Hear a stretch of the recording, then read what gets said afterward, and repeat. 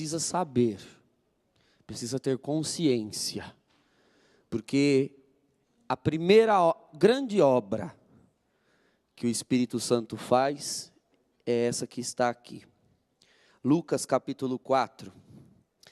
Cheio do Espírito Santo, voltou Jesus do Jordão e foi levado pelo Espírito ao deserto, onde foi tentado pelo demônio durante 40 dias.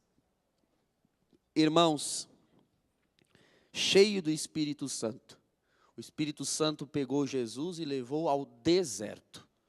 Esta é a primeira obra que o Espírito Santo realiza.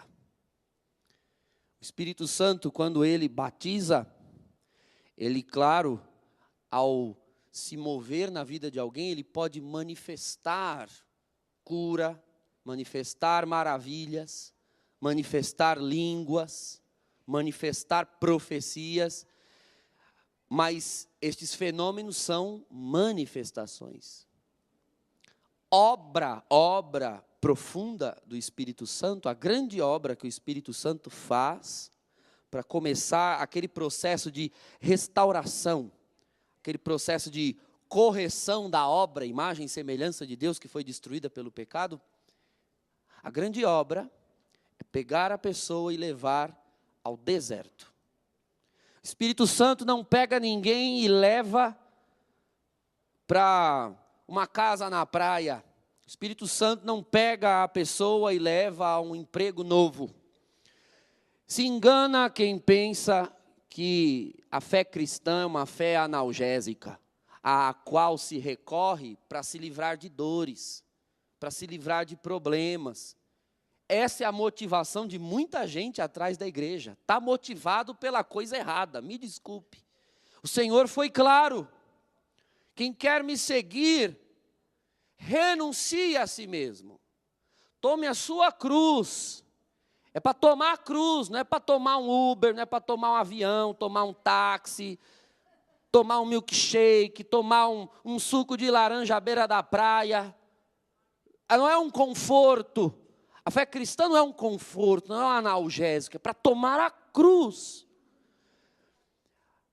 Para ser cristão, irmãos, tem que ter fortaleza. Cristianismo não é para frouxo. Não é para frouxo. Cansei de ver pessoas que viviam situações difíceis, situações atribuladas, e disseram, eu vou entregar minha vida para Jesus, porque eu não aguento mais viver as situações que eu tenho vivido, então eu preciso de Jesus. Ela entrega a vida para Jesus, começa a servir ao Senhor, começa a servir na obra de Deus, e a vida dela que estava ruim, fica pior. Pior. Pior não no sentido de que agora ela fez um mau investimento e chegou a essa conclusão, muito pelo contrário. A vida ao redor dela, às vezes piora, mas ela está tão melhor que pouco importa como está a vida, ela leva da forma como tiver que levar, porque quem sabe onde quer chegar, suporta as agruras do caminho. Quem tem um porquê, suporta qualquer como. Era uma frase de um filósofo alemão do século XIX. Quem tem um porquê, suporta qualquer como. Quem sabe para onde está indo, olha para o objetivo e suporta o caminho. Olha, minha família é toda lá do Ceará, está todo mundo assistindo. Um beijo para os irmãos, para a minha família, lá de Lavras da Mangabeira, distrito de Arrojado, sítio Irapuá, Fortaleza, enfim, Juazeiro do Norte, que estão acompanhando. E quando nós éramos pequenos, nós não tínhamos condições de ir de avião para lá, nós íamos de ônibus, 3 dias enfiado num ônibus, 3 dias.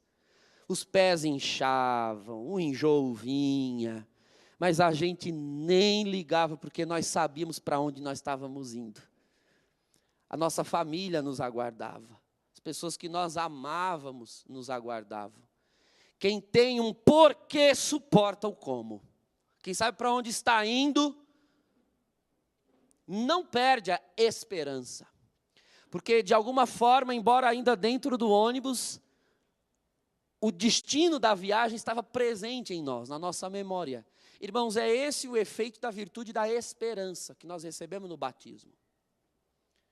A esperança é aquilo que em nós torna o céu já presente, ainda que nós não estejamos lá.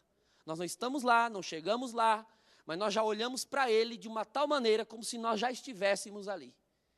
A esperança não decepciona, diz Romanos capítulo 5. Por quê? Porque eu sei para onde estou indo. E eu não vou me frustrar, estou disposto a pagar o preço. Então o Espírito Santo, ele toma a pessoa e ele vai levar esta pessoa a um combate.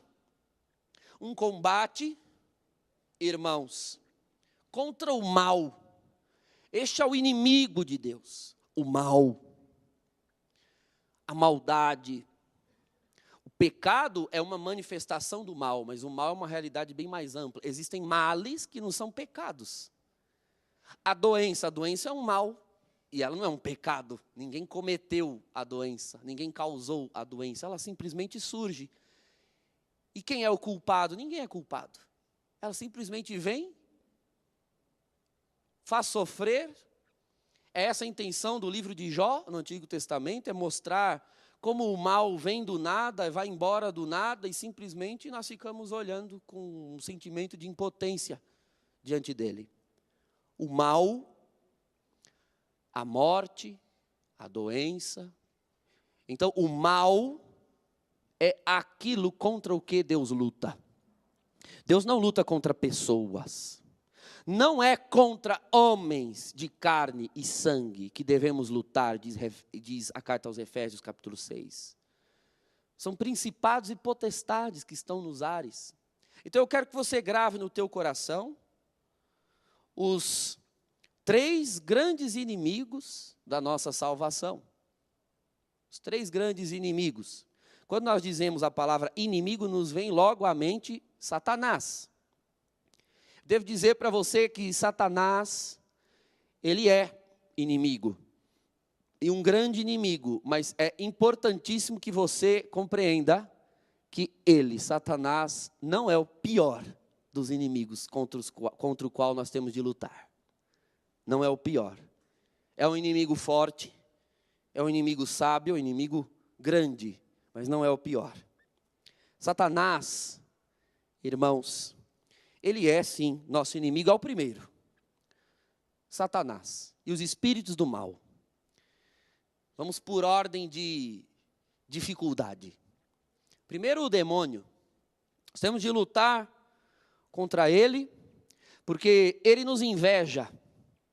Ele nos odeia, ele é o que é por nossa causa. O Senhor, quando criou os anjos, criou a todos com perfeição, plena sabedoria, plena inteligência. Só que os anjos são espíritos puros, são seres espirituais criados por Deus, diferentes de nós, que também somos espirituais, porém, nós somos uma alma espiritual que foi feita por Deus para habitar um corpo material. Os anjos não, são seres espirituais criados por Deus para simplesmente viver fora do corpo. Não são seres materiais, por isso não tem tamanho, não tem peso, não tem altura, não tem proporção, não ocupam lugar no espaço, eles simplesmente são seres espirituais. Mas o Senhor os colocou a uma prova, diz a tradição da igreja, há um texto antigo, lá do século IV, que foi usado por toda a tradição da igreja, que nos ensina que em algum momento Deus submeteu os anjos àquilo a que submeteu a humanidade também. Adão e Eva foram submetidos a uma prova. Que prova foi essa? O Éden. O Éden e a árvore do conhecimento do bem e do mal que estava ali. Aquela árvore era, eu diria, uma porta aberta no paraíso. Deus nos criou por amor, eu dizia na pregação da manhã, e para o amor. Uma característica do amor é a plena liberdade. Só existe amor se há liberdade para amar e, inclusive, liberdade para não amar, se eu quiser. Então, a árvore do conhecimento do bem e do mal está lá no meio do jardim com uma razão. Uma vez um jovem catequizando na minha paróquia perguntou, mas padre, por que Deus enfiou Satanás daquela árvore ali no meio? para a gente pecar e desgraçar com a nossa vida nessa terra, era só ele não ter colocado a árvore ali. Resposta: se ele não coloca aquela árvore ali, nós não somos livres para amar. A árvore está ali como uma opção para Adão e Eva. É como se Deus dissesse a eles: olha, eu os amo livremente, porque eu não precisava de vocês, eu os criei por amor. Se lembram do diálogo que eu figurei na pregação da manhã? Eles não precisavam, o Pai, o Filho e o Espírito eram plenos em si, já se bastavam a si mesmos. Deus se basta a si mesmo, ele criou por amor, criou porque quis e não porque era obrigado. Assim também, o homem precisa amar. Deus deseja que o homem o ame de forma livre. A árvore está aqui. É um modo de Deus dizer: eu os amo livremente e eu quero que vocês amem livremente também. Vocês são tão livres que inclusive a árvore está aqui para vocês dizerem não ao meu amor. São tão livres que vocês têm inclusive a opção de dizer não e não me amar se vocês quiserem. Deus deu a liberdade, o livre-arbítrio. Mas o fato é que lá antes da humanidade, Deus criou os anjos e submeteu os anjos também a uma prova, de um modo próprio que os anjos podiam passar pela prova. E muitos, infelizmente, odiaram a Deus. Odiaram por uma razão. Lá no início da igreja, nós tínhamos duas grandes igrejas, grandes dioceses, que eram as principais. Era chamada Pentarquia, Jerusalém, porque é a igreja mãe. Depois Constantinopla, que era uma grande igreja no Oriente. Antioquia, onde hoje é o Iraque. Alexandria, onde hoje é o Egito. E Roma. Nós somos herdeiros da igreja de Roma, católicos romanos. Porque todas as nossas igrejas, dioceses, são filhas do rito que se celebra em Roma, estão ligadas ao bispo que está em Roma, que é o Papa. Mas existiam essas outras. Antioquia e Alexandria produziram muitos santos para a nossa igreja, muitos teólogos. Os de Antioquia tinham uma teoria, que os anjos foram submetidos à seguinte prova: Deus revelou a eles que tinha um desígnio de criação, e que criaria uma criatura inferior a eles, porém, que eles, os anjos, deveriam ajudar a Deus a servir. Essa criatura é o ser humano. Nós somos inferiores aos anjos, em força, em sabedoria, em inteligência, nós somos limitados, e os anjos são muito superiores. Mas Deus mostrou a eles: eu vou criar o homem e a mulher, e vocês, superiores que são, vão me auxiliar a servir a humanidade, para que a humanidade se aproxime mais de mim. Alguns anjos olharam e disseram: mas nós, superiores, vamos ter de servir a uma criatura inferior a nós? Não servirei. E esta foi a rebelião de, segundo o livro do Apocalipse, 1/3 do céu. Caiu. Se tornaram infernais, ou seja, inferiores. Agora, a escola de Alexandria dizia que a queda dos anjos foi por uma outra razão. Que em algum momento Deus revelou aos anjos, segundo Alexandria, a Orígenes, Cirilo de Alexandria e outros santos, que diziam assim: Deus revelou aos anjos que em algum momento da história dos seres humanos, Ele próprio, Deus, se faria homem. Ora, e se os anjos foram feitos para adorar a Deus, se Deus se fizer homem, eles teriam de adorar Deus na carne humana. Só que a carne humana é inferior aos anjos, então os anjos se recusaram. Nós não vamos adorar a um homem. Agora veja, seja a teoria de Antioquia, seja a teoria de Alexandria, perceba que a causa do ódio dos anjos é a humanidade, a raça humana. Então, meus irmãos, os demônios, eles não nos querem fazer perder a salvação, porque eles nos querem com eles no inferno. O demônio está pouco se lixando para você. O demônio está pouco se lixando para mim. Se o demônio gosta de alguma coisa, esta coisa se chama a escolha que eles fizeram. Os demônios só, entre aspas, bem entre aspas, os demônios só amam bem entre aspas, porque não é amor, os demônios são incapazes de amor. Os demônios somente têm apreço, essa seria a melhor palavra, apreciam a escolha que eles fizeram. Eles realmente acreditam que a melhor escolha que uma criatura pode fazer é rebelar-se contra Deus. E o que eles querem é disseminar a escolha que eles fizeram, para que os seres humanos a façam também. O inferno, irmãos, não é fazer companhia aos demônios, porque eles estão sozinhos lá, carentes, e querem que você vá lá fazer uma balada, uma rave junto com eles. Não. O inferno é pura e simplesmente a ausência de Deus. Os demônios não se amam entre si, não amam as almas dos condenados, e os condenados também não se amam entre si. São incapazes de amor. O inferno nada mais é do que a total ausência de amor, total fechamento ao amor. Então os demônios, na verdade, caíram por inveja a Deus, porque Deus se basta a si mesmo, e eles também queriam se bastar. Olharam para Deus e invejaram a essência de Deus. Acontece que Deus se basta a si mesmo, porque Ele é uma comunhão de pessoas. Uma criatura não pode se bastar a si mesmo. Eu não me basto a mim mesmo, porque eu não sou uma comunhão de pessoas, eu sou uma pessoa só. Para que eu seja na terra o que Deus é na eternidade, eu necessito dos irmãos. Para que eu seja uma comunhão de pessoas, eu preciso de outras pessoas. Por isso o Senhor criou e instituiu a família, a comunidade, a igreja, porque ninguém pode ser imagem e semelhança de Deus sozinho. Se Deus é uma comunhão de 3 pessoas, eu só posso ser igual a Deus se eu tiver outras pessoas comigo.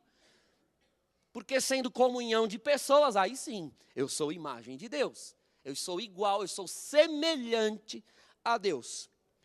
Então, na verdade, irmãos, o demônio deseja isso. O demônio, ele quer sugerir que você e eu amemos, desejemos qualquer coisa que não seja Deus e a sua vontade.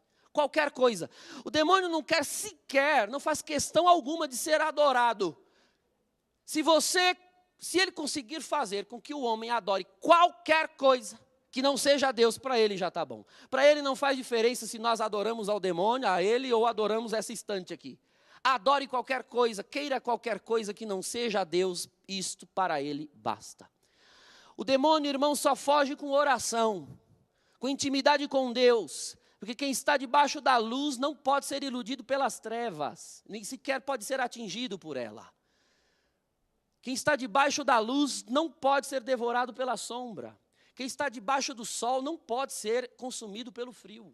Assim também, quem tem comunhão com Deus jamais será iludido pelo diabo, porque tem firmeza, porque tem como bússola a palavra. Esse é o primeiro inimigo, irmãos. A palavra diz, na carta de São Tiago, resisti ao diabo e ele fugirá de vós. O demônio foge de oração.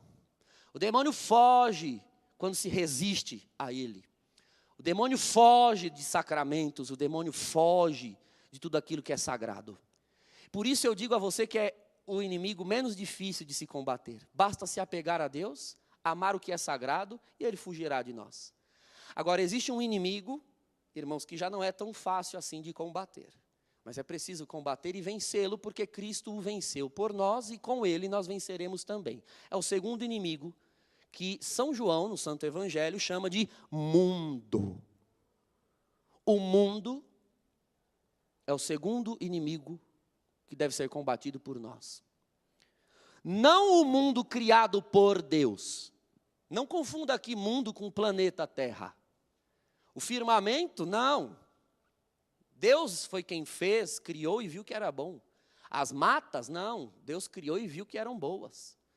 Não é o mundo criado por Deus. O mundo a que se refere a Bíblia é o mundo criado pelos homens. Um estilo de vida que os homens, no seu pecado, criaram. Então veja, Adão pecou, Eva pecou. Com isso, todos os filhos nascem em condição declinada de vida, de pecado. Então, eu no meu pecado, você no seu pecado, os outros nos seus pecados, nós todos juntos no nosso pecado, criamos juntos um estilo de vida pecaminoso. E é a isso que a Escritura chama de mundo. O modo que os homens determinaram para si como se deve viver a vida. A vida sem Deus, a vida fora da vontade de Deus. O mundo é o resultado da concordância dos homens em viver juntos no seu pecado.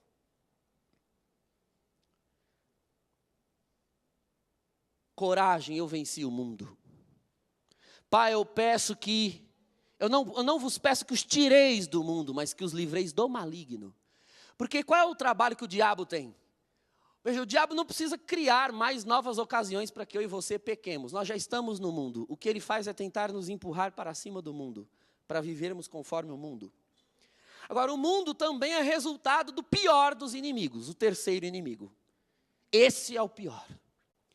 Esse, irmãos, é desgraçado, é cretino, é desgranhento, é lazarento. Um inimigo chamado carne. A carne. Você. Eu. Porque o demônio sai até com água benta. E você? Porque do mundo eu posso fugir, mas e de mim? Porque eu tenho um grande problema, não sei se com vocês é assim, mas aonde eu vou, eu estou lá. Aonde eu vou junto comigo. Eu já tentei ir e ficar, mas quando eu fui, eu fui. É difícil, irmãos.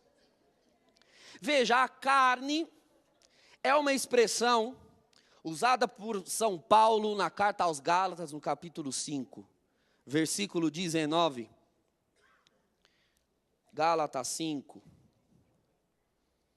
versículo 19.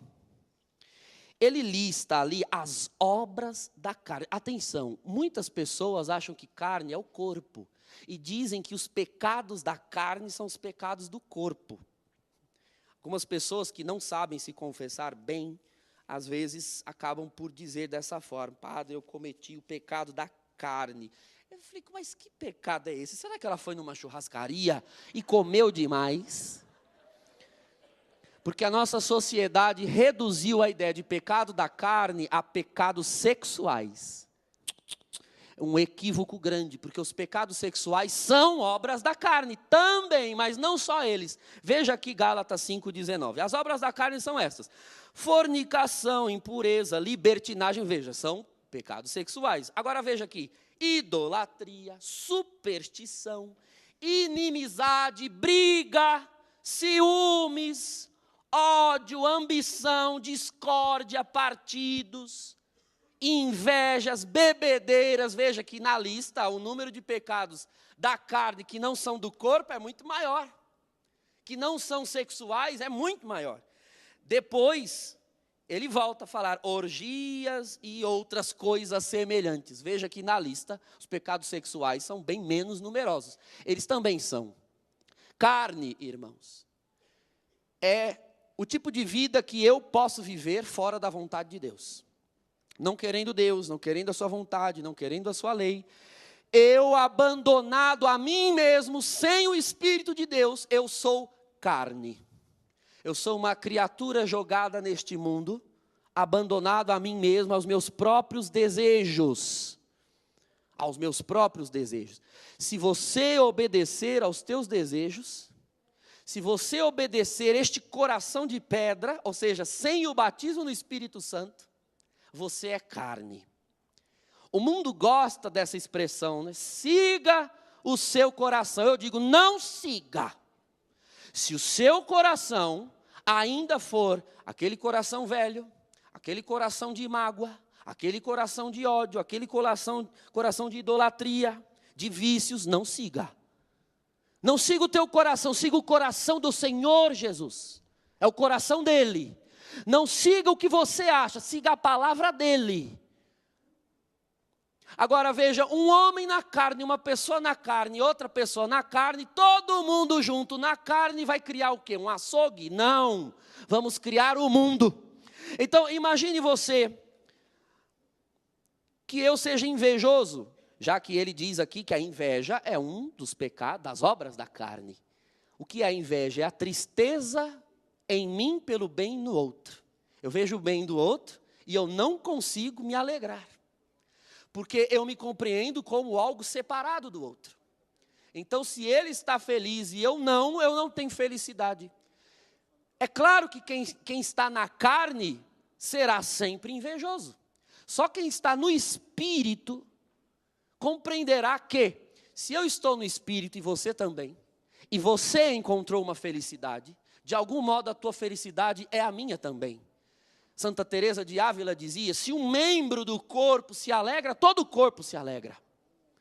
Se um membro do corpo padece, todo o corpo padece. Você já teve inflamação de garganta? Veja, a garganta é uma parte do corpo. Mas perceba que quando ela inflama e está infeccionada, todo o corpo começa a doer, todo o corpo começa a ter febre, todo o corpo perde a coragem, como a gente diz lá no Ceará, dá um esmurecimento na gente, uma moleza, e o corpo inteiro fica parado e não quer fazer nada. Sendo que a inflamação é só na garganta. Um membro sofre, todo o corpo padece. Agora, uma vez, eu ganhei de uns paroquianos que tinham uma clínica de estética.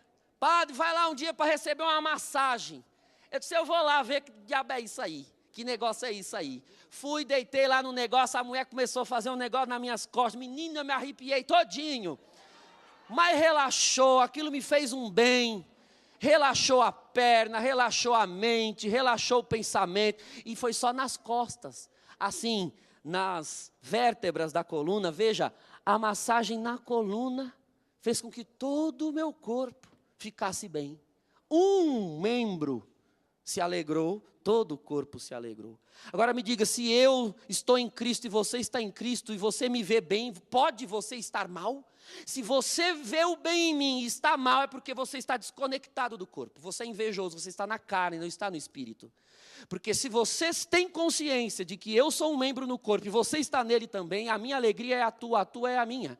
Você sabe que Santa Teresinha do Menino Jesus desejava muito ser tudo. Isso era parte da espiritualidade dela. Ela queria ser padre, ela queria ser freira, ela queria ser apóstola, ela queria ser mártir, ela queria ser missionária, tudo. E um belo dia ela acordou com vontade de ser quem? A Virgem Maria. Só isso, ela não queria ser mais nada, só a Virgem Maria. Porque já que ela queria ser tudo, ela disse, imagine que privilégio seria eu ser a mãe do Senhor. Senhor, por que o Senhor resolveu vir 2000 anos atrás e não essa época e nascer de mim? Já que era do Espírito Santo, eu seria virgem, ainda por cima mãe. Até que um dia em oração ela percebeu, eu não posso querer ser a Virgem Maria. Porque se eu fosse a mãe do Salvador, eu não teria Maria por mãe, e é tão bom ter Maria por mãe.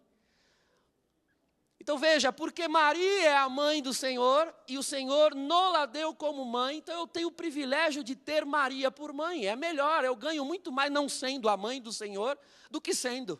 Porque eu ganhei a mãe do Senhor para mim. Ou seja, a alegria da Virgem é a alegria de toda a igreja. Agora, uma pessoa que é invejosa, se ela encontra outra pessoa que também é invejosa, e ela entra num lugar onde todo mundo é invejoso, então a inveja é uma obra da carne. A competição é uma obra do mundo. Competição é coisa do mundo. Competir, puxar o tapete, adulterar, mentir, querer prevalecer, pisar em cima do outro para poder subir. O mundo é assim. E o que está por baixo, a obra da carne, da inveja. Uma pessoa ambiciosa, veja, a ambição está aqui escrito, é obra da carne. Um ambicioso que encontra com outro ambicioso, com mais um grupo de ambiciosos, vão gerar o quê? Materialismo, consumismo, desejo de possuir coisas, mundo. Pessoas na carne produzem o mundo. Luxúria, uma pessoa com luxúria, com desejos sexuais, que encontra outra, que encontra mais outra, elas juntas vão criar a depravação, a orgia, a prostituição. Vamos pedir o Espírito Santo para vencermos os nossos inimigos. Que o demônio não nos tente. Aliás, ele vai tentar, mas que ele jamais vença.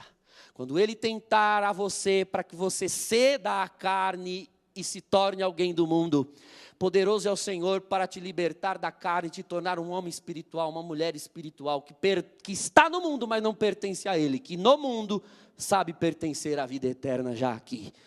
Fique de pé, vamos fazer uma oração. Pai amado, nós agradecemos o Senhor por esta palavra, bendizemos o Senhor por nos revelar nesta palavra quem de fato são os inimigos da nossa salvação. Ajuda-nos, Senhor, a vencer o maligno, as suas tentações, as suas insídias, as suas setas, as suas sugestões. No nome de Jesus Cristo Nazareno, Senhor, faça-nos combatentes espirituais com armas poderosas na batalha. Senhor, afasta o demônio das nossas vidas, das nossas famílias. No nome de Jesus, pelo sangue do Cordeiro. Senhor, e nos faça homens e mulheres cada vez mais espirituais e menos carnais. Sim, há em nós a má inclinação para os desejos desordenados, mas se o Teu Espírito Santo nos governar, nós saberemos ouvir a Tua palavra e não os nossos pensamentos, Senhor. E ainda que no mundo nós saberemos ser cartas vivas de Jesus Cristo, na qual os homens verão que nós estamos aqui, mas não vivemos os costumes daqui, os hábitos daqui, cidadãos dos céus vivendo neste mundo. Bendito seja o Teu nome, Senhor, por esta palavra, que ela amplie em nós a visão, a revelação interior, em nome de Jesus Cristo. Amém.